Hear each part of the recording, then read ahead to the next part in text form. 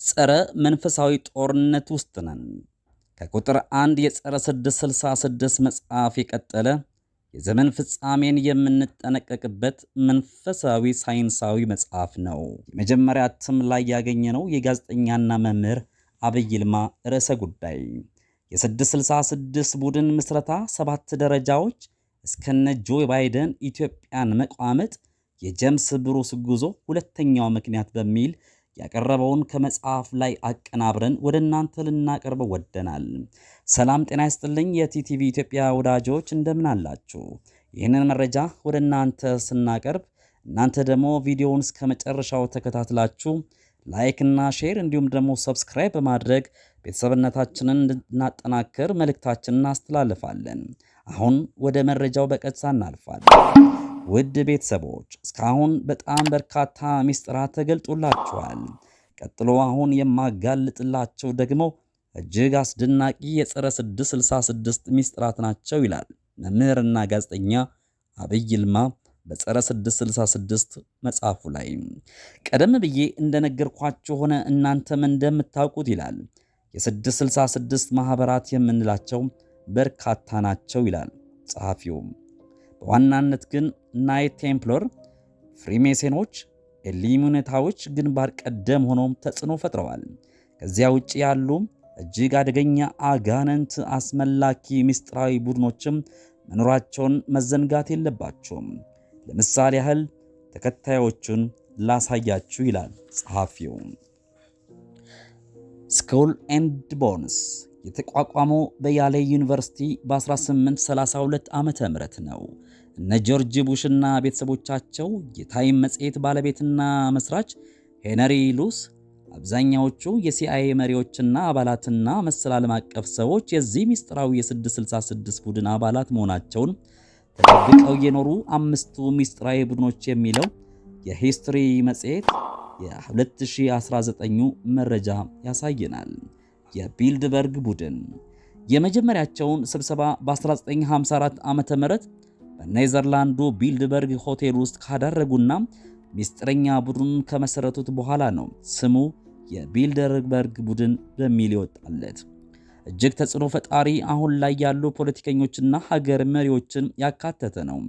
በወቅቱ በአውሮፓ ውስጥ ጸረ አሜሪካዊ ንቅናቄዎች እያየሉ መምጣታቸውን ተከትሎ ሁለቱን ሀገራት የሚያቀራርብ ወንድማማችነት መመስረት በሚል ጉዳይ ላይ የሚያተኮረ ነው። ሆኖም ቀጥተኛ ፍላጎታቸው የፖለቲካና የኢኮኖሚ የበላይነትን በትብብር በማምጣት ዓለም ላይ ተጽዕኖ ማድረግ፣ የቀዝቃዛውን የዓለም ጦርነትን በትብብር ማሸነፍ፣ በአውሮፓና አሜሪካ ውስጥ ያሉ ጽንፍ የረገጡና የሚፋለማቸውን ፖለቲካዊ አስተሳሰብ ማስወገድና አንድ ትብብር መመስረት ነው። ሚስጥራዊ አጀንዳቸው ግን ከዚህ ያልፋል፣ መንፈሳዊውም ጭምር ነው። አብዛኛዎቹ መስራቾቹ የኢሉሚናቲና መሰለ ቡድኖች አባላት ነበሩ። ስለዚህም የሰሜን አሜሪካንና አውሮፓዎቹ መሪዎች በአምልኮ አጋንንት ወንድማማችነታቸውን ለማጠናከር ወይም በእነርሱ ንግግር ቱ ሪሲቭ ስፒሪት ኦፍ ትራንስ አትላንቲክ ብራዘርሁድ ነው የሚሉት። አትላንቲስ ከተባለው ጣዖታዊ መንፈስ ጋር ያለ የወንድማማቾች ትስስር ነው።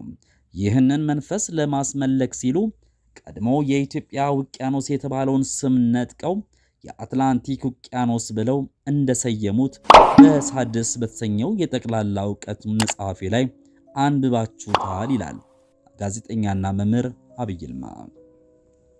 ይህ ቢልድበርግ የ666 ቡድን ይህንን ምዕራባዊ አስተሳሰብና አምልኮታቸውን በአሜሪካ በአውሮፓና በተቀረው የዓለም ወጣት ማህበረሰብ ላይ ተጽዕኖ እንዲኖራቸው በሚያስችል መልኩ መተባበር፣ ፕሮጀክት መንደፍ፣ ያንን መከታተል፣ በጀት ማዋጣት ላይ ያተኩራል። ለዚህም ነው ከዚህ ቡድን መስረታ ጀምሮ የአሜሪካና የአውሮፓ ወጣቶችና ማህበረሰብ ምዕራባውያን በሚል የሚጠሩበት ስያሜ አሜሪካንን ባካተተ መልኩ የበለጠ ተጽዕኖ ማሳረፍ የቻለው።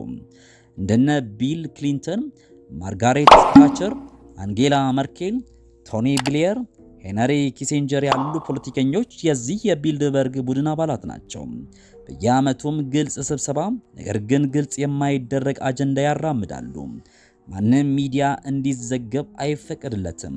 ለምሳሌም አልጀዚራ በጁን 10 2016 የቢልድበርግ ቡድን ምን ያህል ኃይል ነው የሚለው ዘገባ ላይ አስቀምጧል። የራሳቸው ምላሾችን ቢቢሲም ሆነ ሲኤንኤን ጨምሮ ሚዲያ በፍጹም የቢልድበርግ የሚስጥራዊ ፖለቲከኞች፣ ሳይንቲስቶች፣ ባለሀብቶችና መሰል ሰዎች ስብሰባዎች እንዲዘገብና በካሜራ መቀረጹ ድምፅ እንዳያስቀርም አይፈቀድለትም። የኢንዲፔንደንት መጽሔት በ2019 በእርግጥ የቢልደርበርግ ቡድን የአዲሱን የዓለም መንግስት ለመመስረት እየሰራ ያለ ስብሰባ ነውን በሚል ርዕስ በሰራው ዘገባ ላይ በቡድኑ ላይ የሚነሱ በርካታ ክሶችን ጠቅሷል። እንደሚታመነው ከሆነ ይህ የአምልኮት መልክ ያለው ቡድን በዚያ ዓመታዊ ስብሰባ ላይ የወሰነው ነገር የዓለማችንን ቀጣይ ጠቅላላ አካሄድ ላይ ተጽዕኖ ይኖረዋል። የተባበሩት መንግስታትን ቀጣይ ቅድም ሳይቀርም ያቅዱለታል። ለምሳሌ ኢትዮጵያ ለምዕራባውያን አለንበረከክ ባለችባቸው የ2020ዎቹ ወራት ውስጥ ይህ የቢልድበርግ ቡድን ሲዶልትብን የህዳሴ ግድባችንን ለማስቆም እነ ግብፅን ሲቀሰቅስና ሊያዳክም ሲጥር ሲለፋ እንደነበር ፍንጮች አግኝተናል። ይህችን ታሪካዊት ሀገር አጽንቶ ያቆማት የእግዚአብሔር ክንድን ምን ህዝቦች መሆናችን አልገባቸውም። እኛ ጋር ያለው የአባቶቻችን አምላክ እነርሱ ጋር ካለው የሉሲፈር 666 መንፈስ ጋርም አይወዳደርም። ስለዚህ ዋነኛው ዓላማቸው ግልጽ ነው። አዲሱን የዓለም መንግስት ዘ ኒው ወርልድ ኦርደርን እነርሱ በሚፈልጉት ቅርጽ ለመመስረት ቀጣይ የቤት ስራቸው ምን ያህል ይቀራል በሚል መገምገምና እቅድ ማውጣት መሆኑ ግን በግልጽ ይታወቃል። እንግዲህ እንደው ላስታውሳችሁ ያህል አነሳሁላችሁ እንጂ የ666 ቡድን ሚስጥራዊ ማህበራት እነዚህ ብቻ ለመሆናቸውን ለማወቅ ከፈለጋችሁ ዘ ኩሊስት መጽሔት 16ቱ ዓለምን ለመቆጣጠር የሚሰሩት ሚስጥራዊ ማህበራት የሚለውን ዘገባ ማንበብ ትችላላችሁ። ከ20 በላይ ናቸው። ወደ ጉዳዩ ልመለስ። የጀምስ ብሩስ ኢትዮጵያ ውስጥ መምጣት ለነዚህ ማህበራት ምን ውለታ አድርጓል የሚለውን ጥያቄ ይመልስልናል። ሁሉም ማህበራት አንድ የሚያደርጋቸው ነገር ግልጽ ነው። ያም በዋናነት አንድ ወጥ የሆነ አዲስ የዓለም መንግስት መመስረት።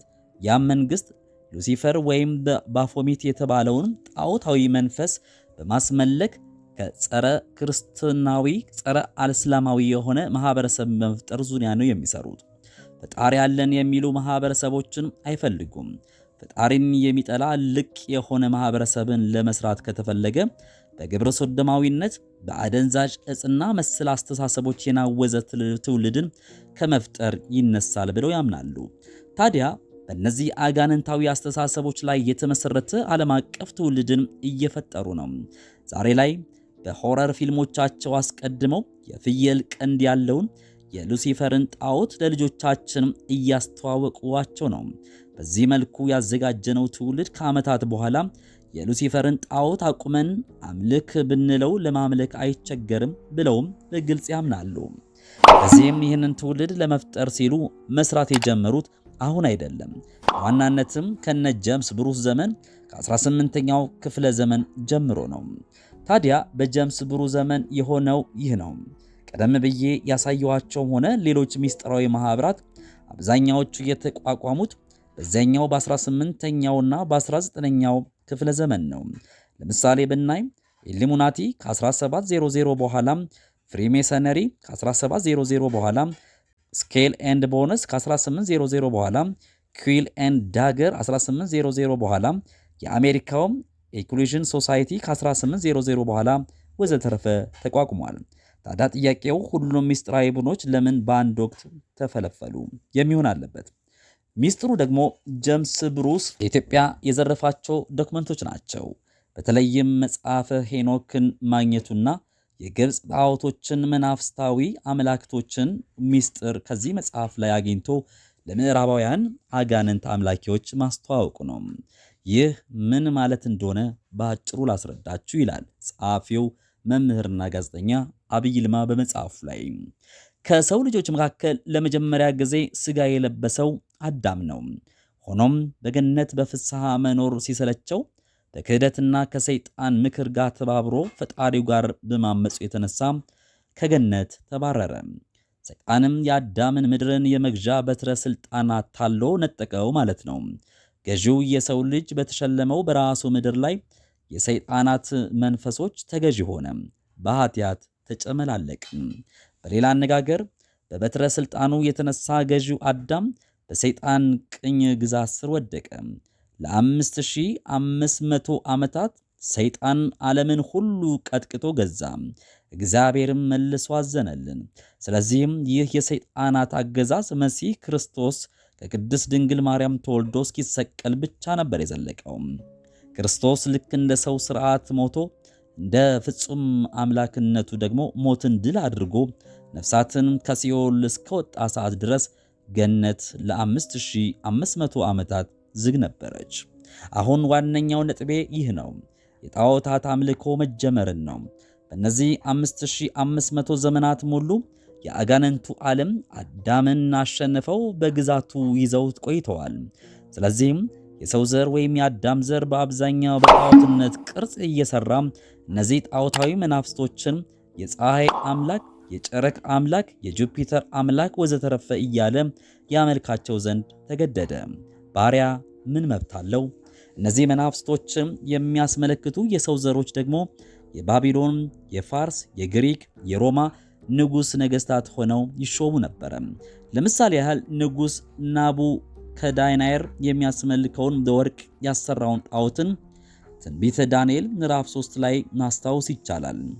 እነዚህ ንጉሠ ነገሥቶችና የግብፅ ፈርዖኖች የራሳቸውን መንፈስ ጭምር ያስመልኩ ነበረ። በተለይም ዋነኛ የማስመለኪያ ስልታቸው ዘፈኖችና ዳንኪራዎች ናቸው። እስካሁንም የዘፈኑ ኢንዱስትሪ ለዚያ ነው የማስመለኪያ ስልታቸው ሆኖ የዘለቀው። የሚገርመው ግን እነዚህ ሁሉ ስርወ መንግስታት የዓለም ሀገራት ሁሉ ቀጥቅጠውና ጠቅልለው ገዝተዋል። እስከ ቅኝ ግዛት ዘመን ድረስ መግዛት ያልቻሏት ብቸኛ ሀገር ኢትዮጵያ መሆኗ ግን ሁልጊዜ እጅግ ይደንቀኛል። መናፍስትን የሚያስመልኩ ምዕራባውያን ዘሮች አመጣጣቸውን እንመልከት። ጄን ጋሾ የተባለ እንግሊዛዊ ጸሐፊ በ2020 ባሳተመው ጥናታዊ ጽሑፍ ላይ የነጭ ሰዎች የዘር ሐረግ መነሻ በሚለው ጥናታዊ ጽሑፉ ላይ ስለዚህ ነገር በግልጽ አስረድቷል። በዚህ ስር የተለያዩ ትንተናዎች ይሰጣሉ። ከነርሱ መካከል ብዙ ትኩረት የሚሰጠው ይህ ነው። ነጭ አውሮፓውያን የያፌት ዘሮች ናቸው። ያፌት እንደምናውቀው ከኖህ 3 ልጆች መካከል አንደኛው ነው። በመጽሐፈ ሄኖክ ላይ እና ዘፍጥረት ምዕራፍ 6 ላይ እንደተቀመጠው ከኖህ የጥፋት ዘመን ከአንደኛው የዓለም ፍጻሜ በፊት ኔፍሊሞች በምድር ላይ በዝተው ነበረ። እነርሱም የወደቁት መላእክትና የሰው ዘር ጄኔቲካሊ ኢነጀር የሆነ ዝርያዎች ናቸው። ምድርም በእግዚአብሔር ፊት ተበላሸች፣ ምድርም ግፍን ተሞላች። እግዚአብሔርም ምድርን አየ፣ እነሆም ተበላሸች፣ ሥጋን የለበሰ ሁሉ በምድር ላይ መንገዱን አበላሽቶ ነበርና አምላክ አጠፋታለሁ አለ። ፈጣሪ ምድርንም አጠፋት። ለኖህም እግዚአብሔር በፈቀደለት መሠረት ቤተሰቡንና እንስሳትን በመርከብ ውስጥ አትርፎ አሁን ያለውን የሰው ዘር አስቀጠለም። ሆኖም ከነዚህ 3 የኖህ ልጆች መካከል በያፌት ዘር ዲኤንኤ ውስጥ ግን የነዚህ የወደቁ መላእክት አጋንንታዊ ኮድ ሊያልፍ ችሏል። ስለዚህም ጎልያድን ጨምሮ እጅግ ግዙፍ ሰዎች በምድራችን ታሪክ ውስጥ አልፈዋል። አሁን ላይ ያሉት እንደ ደች ያሉ እጅግ ግዙፍ ሰዎችም ዝርያችን ከኔፊሊሞች ወይም ከወደቁት አጋንንታዊ መላእክት የተዋረሰ ነው ብለው በግልጽ ያወራሉ። የሚገርማችሁ ከ1654 እስከ 1784 በእንግሊዞችና በደች ሕዝቦች መካከል ለ4 ዙር የዘለቁ አሰልቺ ጦርነት ከ100 ዓመታት በላይም ተካሂዷል። ይህንን ጦርነት ተመልክቶ አድሪያን ቶማስ 2005 ላይ ከወዳጅነት ወደ ጠላትነት የተሰኘ መጽሐፍ አሳትሟል። በዚያ ላይ ስታነቡ የምትረዱት ዋነኛ ሐቅ ቢኖር እንግሊዞቹ ደቾችን፣ ደቾቹ ደግሞ እንግሊዞችን ከሰይጣን ዘር የተዳቀላችሁ ናችሁ እያሉ አንዱ ከአንደኛው ይሰዳደቡ፣ ዲፕሎማቲክም ብሽሽቅ ያድርጉ እንደነበር ነው። ያ ብቻ አይደለም። ብሮሸር አሳትመው እርስ በርስ የቃላት አደገኛ ጦርነት ውስጥ ገብተው የነበሩበትም ጊዜም ያስታውሷቸዋል። ከዚያ ጊዜ ጀምሮ ግን እጅግ በርካታ ሚስጥራዊ ዶክመንቶች መብዛት ጀምረዋል። ለምሳሌ ኢንግላንድ የሚለው ቃል ዘ ኤንጅልስ እንደመጣ እኒህ ኤንጅልስ መላእክቱ የሚባሉት ደግሞ በ5ኛው ክፍለ ዘመን እንግሊዝ አሁን ያለችበትን ስፍራ ከሮማዎቹ ላይ ነጥቀው ከሰፈሩት ጀርመኒክ ወራሪዎች እንደመጣም ታውቃላችሁ። እነዚህ ጀርመን ደች ዘሮች ደግሞ ከወደቁት አጋንንታዊ መንፈሶችና ከሰው ልጅ ከተዳልቀለው የኔፍሊም የሰው ዘር እንደመጡ ያ ዘር ደግሞ ከኖህ ልጆች አንደኛው ወይም ያፌት ዘረመል ውስጥ ገብቶና አልፎ እንደመጣ መጽሐፍ ያስረዳናል። እንግዲህ የኢሉሚናቲ መስራች የሆነው አዳም ዌይሻውት ጀርመናዊ ማንነቱን አጋንንቱን ከማስመለክ አንጻር አድርጎ የመሰረተው ስለዚህ መሆኑን ትረዳላችሁ። እነዚህ መናፍስቶችን የሚያስመለክቱ ምዕራባውያን መካከል ጥቂቶቹ ዝርያዎቻቸውንና ራሳቸውን እንዲገልጸዋል። ለዚህም ነው የ666ን መንፈስ ለማስመለክ እየለፉ ያሉት። የመናፍስቶቻቸው ዋና ከተማ የግብፅ ፒራሚዶች ታዲያ የእነዚህ አጋንንታዊ መንፈሶች ዋና ከተማቸው አድርገው ከገዟቸው ሀገራት መካከል ዋነኛዋ ግብፅ ነበረች። የእነዚህ ሁሉ መንፈሶች ውክልና የሚሆኑ ፒራሚዶችን ለማሰራት ባሪያ አድርገው የገዟቸው ደግሞ የእግዚአብሔር አምላኪ ሕዝቦች የሚባሉትን እስራኤላውያን ነበሩ። አስተውለን ከሆነ ሁል ጊዜ እስራኤላውያን ከአምላክ መንገድ ሲንሸራተቱ ፊቱን ከነርሱ ስለሚያዞር ለማይረባ አእምሮና ለባርነት ተላልፈው ሲሰጡ ሲበታተኑ እናያለን። ይህም በዋናነት በዓመተ ዓለም ወይም ክርስቶስ ከመምጣቱ በፊት ነበረ። ሌሎቹ የእግዚአብሔር አምላኪ ሕዝቦች የተባሉት ደግሞ ኢትዮጵያውያን ናቸው። ይሁን እንጂ ኢትዮጵያውያን ወገኖቻችን ግን ከዚያ ዘመን ጀምሮ እስካሁን ድረስ ለእነዚህ አጋንንታዊ መንፈሶች ወይም በግለሰብ ደረጃ በጠንቋይ ቤት እየሄዱ ካልሆነ በመንግስት ደረጃ ወይም በግልጽ በአዋጅ አምልከውና አስመልከው አያውቁም። ከሰለሞን ልጅ ከቀዳማዊ ምኒልክ ወይም ከንግሥተ ሳባ አንስቶ የኢትዮጵያ ነገሥት ዘአዳም ነገደ ይሁዳ የይሁዳ ወይም የዳዊት ዘር ንግሥና ማለትም በመንግስት ደረጃ ስዩመ እግዚአብሔር እየተባሉ እግዚአብሔርን ሲያስመልኩ ነው የኖሩት። ታዲያ ይህ ነገር የአጋንንቱን ዓለም እጅግ የሚያስቆጣና የሚያስቀይም ነው። ያ ብቻም አይደለም፣ ምዕራባውያንም ይህ እውነታ በጣም ያናድዳቸዋል። ዓላማትን ሁሉ እስራኤልን ጨምሮ በየዘመናቱ ለጣዖታዊ መናፍስቶቻቸው አስገዝተዋል። ኢትዮጵያን ግን ሊያስገዙ አልተቻላቸውም። ጭራሹኑ ብሎ ጌታችን ኢየሱስ ክርስቶስ የዛሬ 2000 ዓመታት ገደማ ከቅድስት ድንግል ማርያም ተወለደ። ይህ ከክርስቶስ መወለድ ዓለም እንዳሻቸው ለ5500 ዓመታት ቀጥቅጠው ሲገዙ ለነበሩ መናፍስቶች እጅግ መጥፎ ዜና ነው። ክርስቶስ ክርስትናን ማለትም የአጋንንቱን ዓለም እንዴት ማሸነፍ እንደሚቻል ጸረ አጋንንታዊ መንፈሳዊ ምስጢራትን ለ3 ዓመታት ተኩል ለዓለም አስተማረ። እኔን ያመነ የተጠመቀ ከአጋንንት እስር ቤት ከሲኦል ይድናል፣ እኔ ነፃ እወጣለሁ ብሎ አስተማረ። በዚህም የአጋንንቱ ዓለም እጅግ ተቆጣ። የሰዎችን አእምሮና መንፈስን በክርስቶስ ላይ አሳመጹበት። የመናፍስቱ ዓለም አመፅ አስቀሰቀሱበት። የተወለደበት የገዛ ወገኖችን ሁሉ መናፍስቱ ቀሰቀሱበት። 3 ዓመት ተኩል ካስተማረ በኋላ ይሰቀልልን ብለው ለጲላጦስ ክስ አቀረቡበት። ክርስቶስ ተሰቀለ፣ ወደ ሲኦል ወርዶ ነፍሳትን በዘበዘ። የኢትዮጵያ ኦርቶዶክስ ተዋሕዶ ቤተክርስቲያን እንደምታስተምረው ፈያታዊ ዘየማንን ጨምሮ ሁሉም ኃጢአተኞች ሥጋ ወደሙን በማመን ብቻ ያለ ሥራቸው ምሕረት ተደርጎላቸው ወደ ገነት ተዛወሩ። ከዚያ ጊዜ ጀምሮ ዓመታት ሲቆጠሩ ዓመተ ምሕረት ዓመ መባል ጀመሩ። ከዚያ ጀምሮ የአጋንንቱ ዓለም በሰው ልጅ የዘር ሐረግ ላይ ለ5500 ዘመናት የነበራቸውን የሥልጣን ኃይል ተነጠቁ። ያ ከአጋንንቱ ዓለም የተነጠቀው በትረ ሥልጣኑ በጌታችን በኢየሱስ ክርስቶስ ሞትና ትንሣኤ ለሚያምኑት ተሰጣቸው። ምክንያቱም አምላክ ወደ አምላክ የሰው ዘርን ሥጋ ለብሶ የሰውን ዘር ከዘላለም የሲኦል እስራት ነፃ አውጥቷልና ነው። ይህ የሆነው በሰማይ ገነት ነው። በዚህ ምድር ላይ ደግሞ የክርስቶስ ትምህርት ክርስትና በዓለም ሁሉ ተስፋፋ። በአውሮፓ ውስጥ የካቶሊካዊ ቤተክርስቲያን ክርስቶስን ማስተማር ቀጠለች። ኢትዮጵያ ደግሞ በኢትዮጵያ ኦርቶዶክስ ተዋሕዶ ቤተክርስቲያን አማካኝነት ጌታችን ኢየሱስ ክርስቶስን ማስተማር ቀጠለች። በዓለምም ደረጃ ከአርሜኒያ ቀጥሎ በመንግስት ደረጃ ክርስትናን ወይም ክርስቶስን የተቀበለችው ኢትዮጵያ መሆኗን በቃች። ስለዚህም በግብጽ የሚመለከቱትን መናፍስቶች ተቃራኒ የሆነ መንፈሳዊ ጉልበት ወይም ክርስትና በመነሳቱ የተነሳ የፈርዖን ጣዖታት ኃይል የተዳከሙ የቱሪስት መስህብ ብቻ ለመሆን በቁ። የዚህን ጊዜ ነው በአንደኛው መቶ ክፍለ ዘመን ጸረ ክርስቶሳዊ የ666 መንፈስ በሮማ ስርወ መንግስታት ገዢዎች መቀስቀስ የጀመረው። ይህ የተቀሰቀሰው መንፈስ ደግሞ ከ2000 ዓመታት በኋላ አሁን እኛ ባለንበት ዘመን ነው ወደ ቀድሞው የዓለም ገዢ መንግስታትን አቅም ደርሶ የ666 መንግስት ሆኖ የሚቆመው። ይህንን ግን የአውሬው መንፈስ ለብቻው ማድረግ አይቻለውም።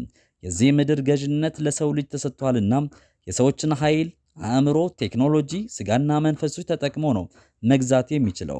መጽሐፍ ቅዱስ 666 ቁጥርን ተመልክቶ በዮሐንስ ራእይ 13 ላይ የአውሬው ስም ወይም የስሙ ቁጥር ያለው ምልክት የሌለበት ማንም ሊገዛ ወይም ማንም ሊሸጥ እንዳይችል ያደርጋል።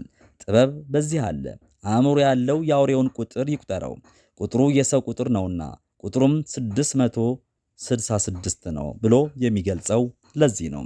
የዱር አውሬ ደም እንደሚጠጣ ሁሉ ይህ የ666 ሰይጣናዊ መንፈስም የሰውን ልጅ ደም ይፈልገዋል። በጦርነት ደም እያፈሰሰ ለአምልኮቱ ግብርም ይጠቀምበታል። ሌላው የጫካ አውሬ ስጋ የሚዘነጥለው በጥርሱ እንደሆነ ሁሉ ይህም የ666 መንፈስ እንደ ጥርሱ የሚጠቀመው የሰውን ልጅ በአእምሮ ነው። ለዚያ ነው መጽሐፍ ቁጥሩ የሰው ቁጥር ነው ብሎ የተነበየልን። መታወቅ ያለበት ነገር ደግሞ አለ። ይኸውም እነዚያ በጥንት ግሪኮቹ፣ ባቢሎናውያን፣ ሮማዎቹ ወዘተረፈም በመንግስታዊ አስተዳደራቸው ስር ጣዖት አሰርተውላቸው ያስመለኳቸው የነበሩ መናፍስቶች እንደነበሩ ላስታውሳችሁ። እነዚህ መናፍስቶች ደግሞ ለነዚህ ነገስታት ቤተሰቦች የስልጣን ኃይል ይሰጧቸው ነበር። ያላቸው ብቸኛ አማራጭ በሚስጥር ማምለክ ብቻ ነውና ተያያዥ ጉዳዮችን መጽሐፉ ሰፊ ዳሰሳ አቅርቧል። እኛም ለዛሬ ያዘጋጀንላችሁ የመምህርና ጋዜጠኛ ዐቢይ ይልማ መጽሐፍ የ666 ምስረታ 7 ደረጃዎች እስከነ ጆ ባይደን ኢትዮጵያን መቋመጥ በሚል ያዘጋጀው ነው ዝግጅት እዚህ ላይ ያበቃል። በሌላ ጊዜ በዚህና ተያያዥ ጉዳዮችን ወደ እናንተ የምናቀርብ ይሆናል። ለመሆኑ ከ666 ጋር በተገናኘ መልኩ እንዲቀርቡላችሁ የምትፈልጉ መረጃዎች ካለ በተከታታይነት ለማቅረብ እንወዳለን። ለአሁኑ ግን ያዘጋጀነው ዝግጅት እዚህ ላይ ያበቃል። ስለተከታተላችሁን ከልብ አድርገን እያመሰገንን በዚሁ እንሰናበታችኋለን። ያላችሁበት መልካም ጊዜ